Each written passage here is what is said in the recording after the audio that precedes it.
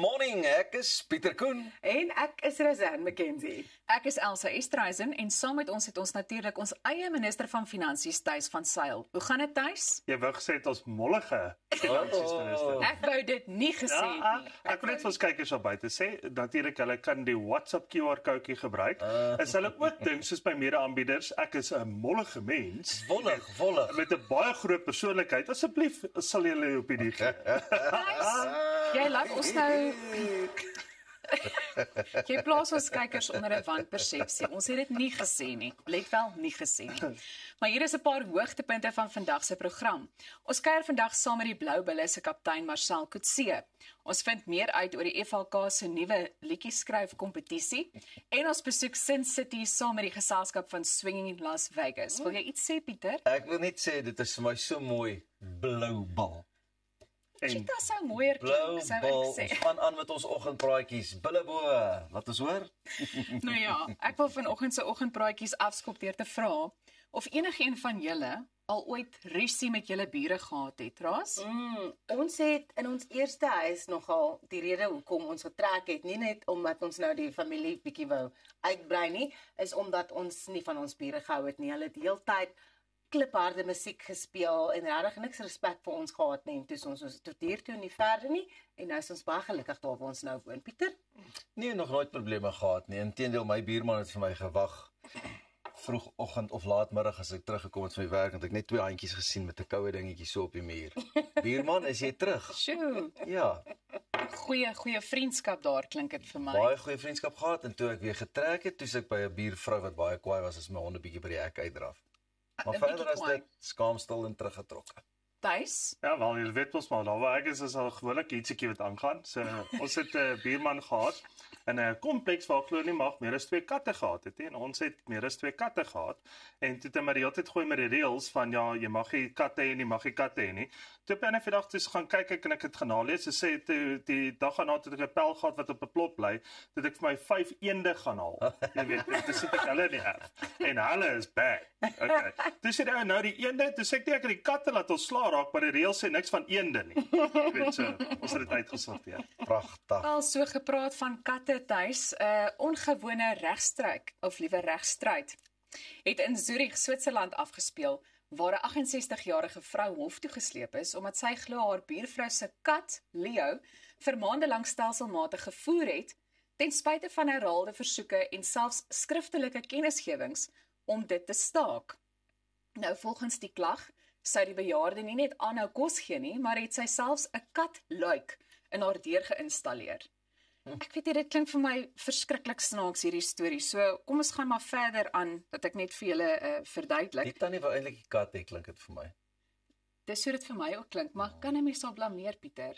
Ek twyfel sterk. Dit klink asof jy so tipe buurvrou sal wees. As jy sien die katjie kry nie aandag langsaan nie, Ja. dan gee jy maar die aandag. Altyd plek vir Kossies nog en so. 'n kat. Maar na 10 maande het die kat eenvoudig opgehou om huis toe te gaan. En die eienaar van die kat het 'n kriminele klag ingedien en die owerhede het die pensionaris 'n boete van 800 Switserse frank opgelê met 'n opgeskorte boete van 3600 frank vir onregmatige toe-eiening wat sy geweier het om te betaal. Nou in Switserland is dit wettig om iemand anders se kat af en toe te voer, af en toe, maar aanhoudende en doelbewuste lokking kan as die inbreuk op eiendom beskou word en die saak het eindelik voor die Zurichse distrikshof beland. Alhoewel die verrigtinge agter 'n geslote deure plaasgevind het, het die uitkoms nasionale opslag gemaak. Die bejaarde mag Leo hou en die oorspronklike eienaar het haar klag teruggetrek. Julle, ek weet nie wat aangaan met my vanoggend. Goeiemôre, good morning. Die Blou Bulle het jou gegooi vanmôre. En die feit dat sy ook seker vir iemand se kat al kos gegee het nou. Ja, Sy sê net dank die Vader as hy so wet hier in Suid-Afrika nie. Die feit dat hierdie in 'n hofsaak ontstaan Ja. het, is vir my die epitome van 'n first world problem. Ja. Like, we've got so much other stuff to deal with here, en hier is dit mense wat sê, jy mag nie my kat voer nie, jy mag nie, jy lok my kat in jou huis en dit is onwettig. Eendag in Switserland. Ek moet sê ek sou ook nie daarvan gehou het. Nee. As een van my katte besluit het om by die bure in te trek nie. Jy's ook 'n katmens. Absoluut. Ek wil 'n man se kat en 'n vrou se kat is jou kat, man. Jy weet, sy moet nou nie katterig raak en ons katte wil afvry nie. kry jou eie kat. Maar die kat het nou ook besluit of die kos is beter daar of die kat word beter behandel by die ander vrou se huis. So, can you not respect the cat's decision? And go like, okay, my kat wil nou nie meer by my wees nie, my kat wil nou iewers anders wees. Maar katte is so, nee, hulle het daai persoonlikheid ongelukkig. So eendag is dit jou kat, die volgende dag is dit nou maar die buurman. Al wat ek wil sê is, die kat kom weer. Ja, maar in hierdie geval toe nou nie vir die oorspronklike eienaar nie. Ons beweeg nou aan. Ek wil hoe voel julle oor leerprodukte? Because there's obviously a lot of kind of pushback with it now, veganism and people that think it's unethical. How do you feel, Elsa, about wearing leather? Dit gaan oor die gehalte. Dit is 'n moeilike kwessie. Maar ek dink wanneer dit kom by iets soos meer soos iets soos skoene, dan dink ek is dit jy weet 'n mens belê gewoonlik in 'n goeie skoen ook. So ek weet nie, ek het so 'n bietjie van 'n gemengde gevoel teenoor dit. Ja. So, die storie gaan is nou nie saam nie. Tuis is nee. Leer is leer. Wel, ek het vir jou 'n storie vir oggend, Tuis. 3 maatskappye het saamgespan om 'n luukse handsak van T-Rex leer te vervaardig en dit sonder om 'n enkele dier skade aan te doen. Obviously, because there are no T-Rexes left in the world to do any skade onto. Maar hulle het 'n proteïen gekry deur 'n Tyrannosaurus fossiel wat sowat 80 miljoen jaar gelede ontdek is en hulle het dit gebruik as inspirasie.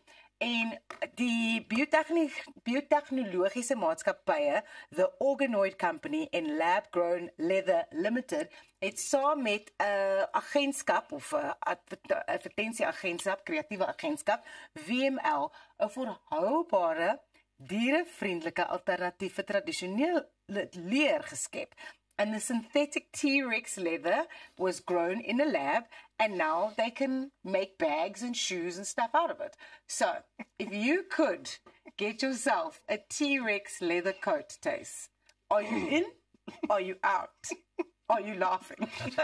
Nee, ek gaan maar die baie kyk, like idee, maar ek dink nou 'n bakkie hakkies, soos hulle die T-Rex se handjies so kan vat. Soos alwaar ek dink seker T-Rex weer, maar oor die algemeen leer is 'n stoute dingetjie. Jy weet, ek hou van soos 'n tekkietjie of 'n voetstukkie of iets soos dit, ja. Maar wys net waartoe die tegnologie gegaan om leer te kan fabriseer. Dat hulle nou iets kan vervaardig wat al miljoene jare al extinct is. En nou het hulle nou die dag ook daai wolwe mos gekloon. Ja, the direwolves, yes. Ek bedoel, so wat is volgende? Ja. Jurassic Park, jy sien hier kom 'n T-Rex en Joburg opgehardloop. Tace, I think these bags are going to probably be as expensive as those Birkins en jy weet, dit is 'n goeie belegging. Daar's 'n geleentheidjie daar. Maar ja, laat ek weer ietsie geleer vanmôre. Maar Pieter is ons Laboratorium vervaardig geleer. Trouwens, ons sou graag wou geweet het hoe jy ook daar voel, maar dalk het ons 'n ander tyd daarvoor om daaroor te gesels. So ons laat dit vir eers daar. Jy kan ingeskakel bly. Net hierna gaan ons voort met vanoggend se oggendpraatjies. Ek hoop jy sit gereed voor jou televisie met 'n koppie koffie in die hand.